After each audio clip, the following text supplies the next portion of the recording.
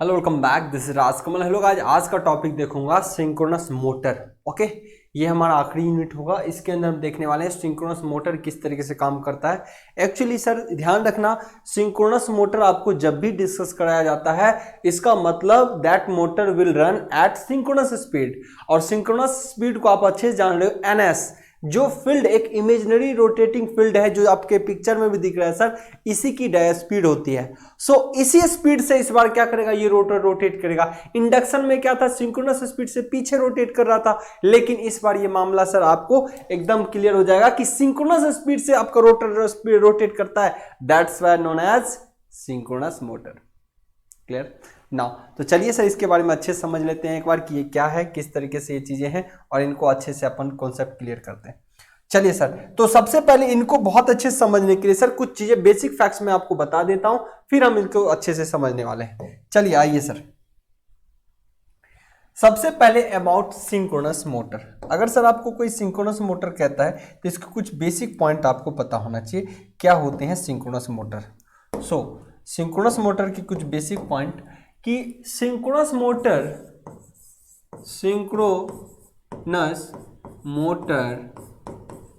Run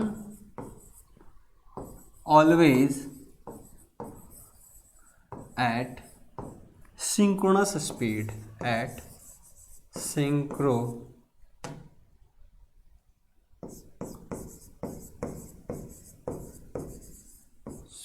synchronous speed. Okay, दूसरी बात मतलब कि सर यहां पे एक चीज तय हो जाएगा, एक चीज यहां पे तय है सर कि रोटर की स्पीड जो होगी वो किसके साथ चलेगी, synchronous speed. That's why it is called synchronous motor. इसीलिए इसको क्या कहा जाता है सर, सिंक्रोनस मोटर। ये कैसा होता है थोड़ी सी चर्चा भी कर लें सर, ये थोड़ी सी इसकी चर्चा भी हो जाए। आइए सर इसकी चर्चा भी हो जाए। तो सबसे पहले इसके रोटर को मैं पोल बना देता हूं, यहां पे इसका पोल एक बना देता हूं यहां पे, और एक रोटर का पोल बना देता हूं यहां पे। ओके, चलिए सर देखिएगा, ये थ्री फेज के मोटर होंगे, इसको थ्री फेज सप्लाई यहां पे दिया गया होगा, थ्री फेज सप्लाई दिया गया होगा। तो ये क्या करेगा सर, थ्री फेज सप्लाई देने से यहां पर ध्यान रखेंगे, यहां पर क्या होगा, ब्लैक ही कलर ज़्यादा सुटेबल होता है यहाँ पे। तो चलिए सर, थ्री फेज जब सप्लाई दिया जाएगा तो यहाँ देखिए सर, इस मशीन में आपको पता है वाइंडिंग दी जाती है और इसमें अलग से एक्साइटेशन दिया जाता है। इस मशीन को क्या किया जाता है सर, अलग से एक्साइटेशन VF फील्ड एक्साइटेशन अलग से दिया जाता है, जिसको IF यहाँ पे बोलेंगे। ये थ्री फेज सप्लाई होगा, ऑब्वियसली मोटर होगा तो इस पे क्या दिया जाएगा सर, सप्लाई दिया जाएगा। सबसे पहले ये मोटर जो है सिंक्रोनस स्पीड से चलेगा। आपको सिंक्रोनस स्पीड पता होना चाहिए सर, मैंने क्लास के अंदर चर्चा किया था। अगर थ्री फेज बैलेंस मान लो A, B और C फेज है, यानी R Y B फेज है, आप ऐसे भी कह सकते हो, या इसको इस तरीके से ले, R Y और B फेज है। Okay, three phase balance supply दिया जाएगा तो आपको पता होना चाहिए मोटर किस स्पीड से चलेगा सर, इसकी फील्ड वो चलेगी NS स्पीड से। इसकी फील्ड किस स्पीड से चलेगी, NS। तो कहता है अगर ये NS स्पीड से चलेगा तो इस मशीन का रोटर जब ये ऑपरेट होगा, प्रॉपर्ली वर्क करने लगेगा सर, तो ये भी चलेगा किस स्पीड से, NR स्पीड से। और NR इस मशीन में हमेशा किसके बराबर होगा, NS के। ये एक ऐसा मशीन है जो सिंक्रोनस स्पीड को फॉलो करता है। That's why it is known as a synchronous motor. लेकिन जो वही इंडक्शन मोटर है that is not obey synchronous speed, that machine is called asynchronous machine also। asynchronous machine इसका मतलब थ्री फेज इंडक्शन मोटर, और synchronous machine मतलब जो synchronous speed को फॉलो कर ले। ओके, यहाँ पे आप कह सकते हो NS बराबर इस मशीन में NR होता है। पूरा वर्किंग बताऊंगा, अभी इसके बारे में कुछ इंट्रोडक्शन बेसिक जानकारी मैं आप लोगों को बता रहा हूं। पहले बेसिक जानकारी सर शेयर कर रहा हूं। दूसरा, अभी ये काम किया नहीं है, ये काम तो किया नहीं है, मैं बताऊंगा कि ये NS-NR के बाद कैसे जाएगा। ये मशीन सेल्फ स्टार्ट नहीं होती है ना, इसको स्टार्ट करने के लिए आपको एडिशनल मोटर की जरूरत होगी या डैम्पर वाइंडिंग का उपयोग हुआ। तो सो इसके स्टार्ट करने के मेथड आपको पता होना चाहिए, ऐसे तो ये मोटर नहीं चलता। सो ये मोटर अगर चलाना है तो आपको एडिशनल मेथड्स की जरूरत होगी। इस मोटर को सर अगर चलाना है तो आपको एडिशनल मोटर की जरूरत होगी, और यहां से आप एडिशनल एक शाफ्ट यूज कर सकते हो, चाहे वो single phase induction motor use करो या कोई डीसी मोटर करो, जिससे इसके शाफ्ट को घुमाओगे कुछ देर के लिए, आपको वक्त के लिए इसको घुमाना पड़ेगा सर, इसको आपको क्या करना पड़ेगा, घुमाना पड़ेगा, नहीं तो ये सेल्फ स्टार्ट नहीं होता। सो एक और फंक्शन क्या हो गया, this motor is not a self start motor आपको एडिशनली करना पड़ता है। तो सर देखिए यही एक ऐसा मोटर है जो एसी मशीन के अंदर जो सेल्फ स्टार्ट मोटर नहीं है। Single phase induction motor is also not a self start motor, उसके लिए एडिशनल वाइंडिंग की जरूरत पड़ती है। Three phase induction motor is a self start motor, but synchronous motor three phase का is also not a self start motor. Clear, ये भी self start नहीं होता, अपने से स्टार्ट नहीं होता, इसको स्टार्टिंग मेथड स्टार्टिंग आपको करना पड़ता है, चाहे इंडक्शन मोटर से करे या डीसी मोटर से करे। इसके शाफ्ट को घुमाइए, जब ये लॉक कर लेता अपने आप में तब ये रन करता है। बाकी इनकी चर्चाएं होंगी, क्या होता है वर्किंग अभी पढ़ा है नहीं, पर इंट्रोडक्शन दे रहा हूं। So it is not a self start motor. Next another point, sir इस मोटर को चलाने के लिए एक सप्लाई यहां दे रहे हो, और इस मोटर को चलाने के लिए अनदर चूंकि फील्ड डेवलप करना पड़ता है, एक जगह एन पोल और दूसरी जगह एस पोल, इसके लिए एडिशनल फील्ड की जरूरत होती है। तो इस मोटर में कितने एक्साइटेशन, एक और दो।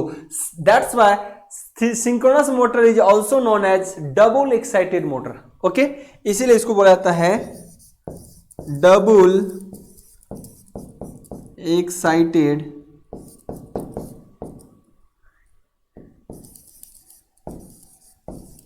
इसको क्या बोला जाता है सर, डबल एक्साइटेड मोटर भी बोला जाता है।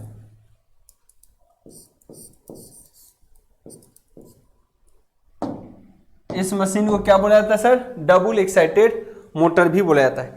नाउ ये मशीन जो है लार्ज पावर के लिए एप्लीकेशन किए जाते हैं, बहुत हायर पावर रेटिंग, बट इसकी स्पीड बहुत लिमिटेड होती है। इसकी ऐसा नहीं है कि ये टर्बो मोटर जैसा बहुत ज्यादा स्पीड में चलेगा, नहीं। So this motor is used for large power and low speed operation. Come speed operation के लिए इस टाइप के मोटर का उपयोग किया जाता है। ओके सर, ये बेसिक फैक्ट्स हैं इनके रिगार्डिंग, बहुत बेसिक चीजें हैं जो आपको जानना चाहिए, जो आपको क्या करना चाहिए सर, जानना चाहिए। और सबसे बड़ा इंपॉर्टेंट है NS-NR को फॉलो कर लेता है, यानी सॉरी NR-NS को फॉलो कर लेता है, that's why it is known as synchronous speed. Okay, ये चाहे इसका जनरेटर हो या मोटर, आपने देखा सर कि सिंक्रोनस स्पीड को फॉलो करता है, that's why synchronous motor. Okay, तो इनके बारे में एक तो बेसिक चीजें पता चला कि ये क्या क्या होता है ना। इसके वर्किंग को भी बहुत अच्छा से देखना पड़ेगा, ये काम कैसे करता है ना, काम कैसे करता है। देखिए नॉर्मल कंडीशन में ये ऑपरेशन नहीं करता, अगर आप सप्लाई दे दोगे तो ये काम नहीं करेगा। इसके लिए starting method, to start this motor, अब एक पॉइंट और लिखना पड़ेगा, to start this motor, to start this motor, to start this motor, starting method must require। Sir इस मोटर को चलाने के लिए स्टार्टिंग मेथड की बहुत ज्यादा जरूरत होती है, अदरवाइज ये मोटर चलेगा ही नहीं ना। चलिए सर इस मोटर के पूरे वर्किंग एक बार देख लेते हैं, काम कैसे करता है। हाउ टू स्टार्ट, आप कह लेते हैं एक बार वर्किंग। और इसके पार्ट की बात करें, इसके पार्ट की बात करें सर, पहले वर्किंग से पहले इसके पार्ट को ही डिस्कस कर लूं।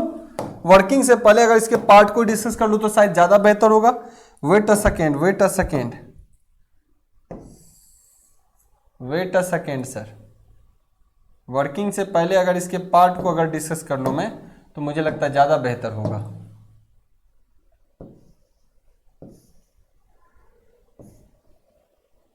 Wait a second.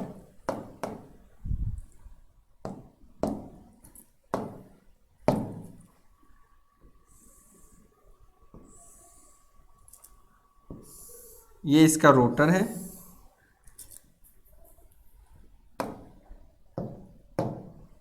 तो पहले इसके कंस्ट्रक्शन के बारे में डिस्कस कर लूं, देन वर्किंग पे चलेंगे, ज्यादा बेहतर होगा पार्ट बाय पार्ट। सर ये ऑब्वियसली आपको पता है रोटर का हिस्सा है और इसको सर फील्ड देना ही देना पड़ेगा, बिना फील्ड एक्साइटेशन का नहीं चलेगा। या तो इसके जगह बैटरी यूज करिए या जनरेटर यूज कर लीजिए इसके अलावा, लेकिन आपको ये देना पड़ेगा।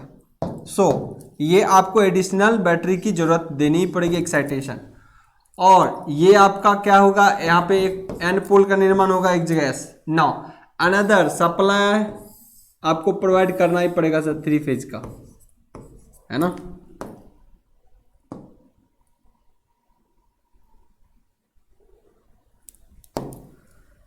सो 1 2 3, so R Y and B, R Y and B.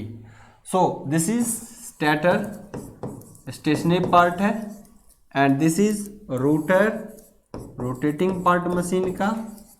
Okay ये रोटर वाइंडिंग, ये रोटर के क्या sir, rotor field winding,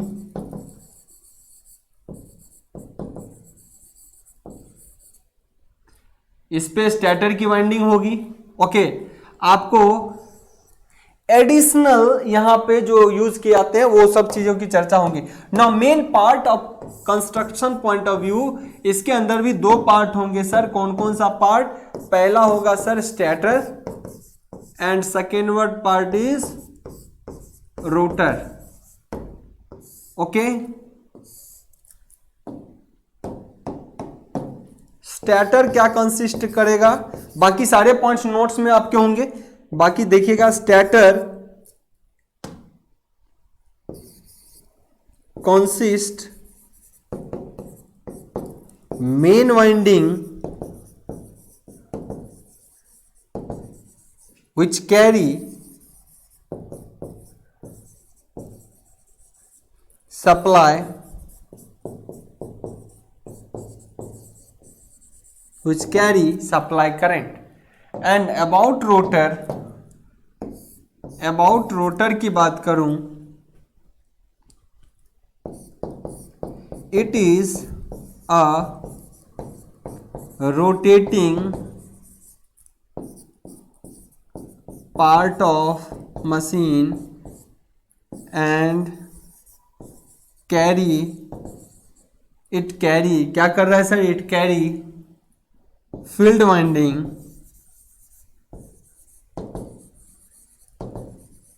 to produce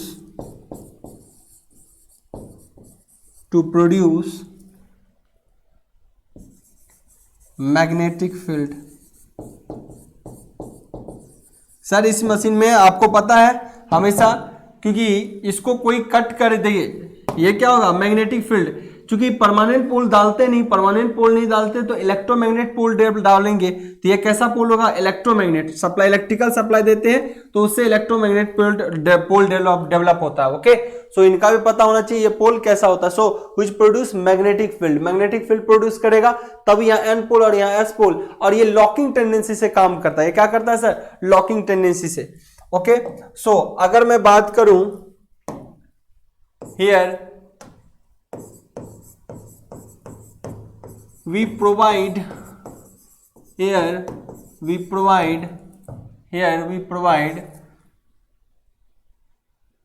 excitation through, here we provide excitation through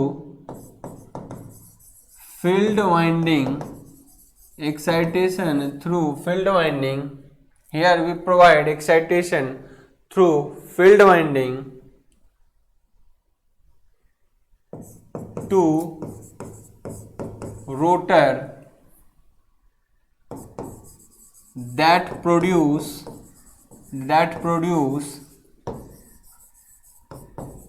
electromagnetic pole,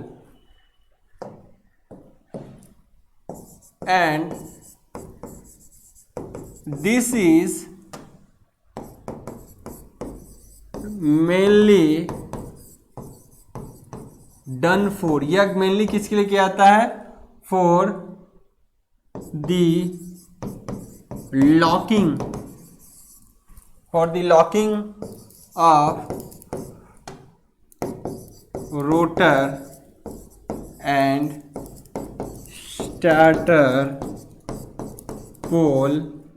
क्या लॉक करेगा? एन से एस में lock कर लेगा। स्टार्टर का एन रहा तो रोटर का एस रहेगा, लॉक करेगा आपस में, या जहां पे स्टार्टर का एस रहा तो वहां पे रोटर का एन रहेगा। सो टू लॉक। तो ये भी बात है। दूसरा, इसमें और भी लिख सकते हैं, दोनों जगह आपने एक्साइटेशन दिया, दैट्स वाई ये क्या होगा सर? इसको डबल एक्साइटेड मशीन भी कहते हैं। सो ये तो कुछ बेसिक फीचर है और इसके बारे में बहुत सारे आपको पीडीएफ के रूप में मिल जाएगा चीजें। नाउ सर हम यहाँ पे आप बात करेंगे ये काम कैसे करता है, ये बहुत इंपॉर्टेंट है, और इसके स्टार्टिंग मेथड क्या होते हैं, इसके वी कर्व क्या होते हैं, इन्वर्टेड वी कर्व क्या होते हैं, लोड पे कैसा असर करता है। तो एक पॉइंट और यहाँ पे आपको इंपॉर्टेंट है, लोड वेरिएशन पे भी इसके स्पीड में कोई फर्क नहीं पड़ता है। एक इंपॉर्टेंट पॉइंट आपको नोट डाउन यहां भी होना चाहिए, बाय वेरिएशन ऑफ लोड। ये बेसिक चीज है जो बात कर रहा हूं, वर्किंग आगे देखेंगे। Bye variation of load its speed almost constant, है ना। इसकी स्पीड जो होती है ऑलमोस्ट कांस्टेंट होती है, इसकी स्टार्टिंग एनर्जी बहुत हाई होती है। तो ये सब वर्किंग में आगे मैं डिस्कस करूंगा। ओके, तो मैं उम्मीद करता हूं ये सब बेसिक चीज अभी तक आपने जाना अबाउट सिंक्रोनस मोटर। हम इसके वर्किंग में सर आपको पूरा एनिमेशन चीजों को बताएंगे ताकि इन चीजों को आप समझेंगे कि एक्चुअली ये काम कैसे करता है। तो इसके काम को सर देखने के लिए अपने को इसके वर्किंग पे ही जाना पड़ेगा, और वर्किंग को हम नेक्स्ट वीडियो में करेंगे ताकि वो चीज आपके दिमाग में बहुत अच्छे तरीके से एडजस्ट हो जाए। ओके, आज के लिए इतना ही। Best of luck.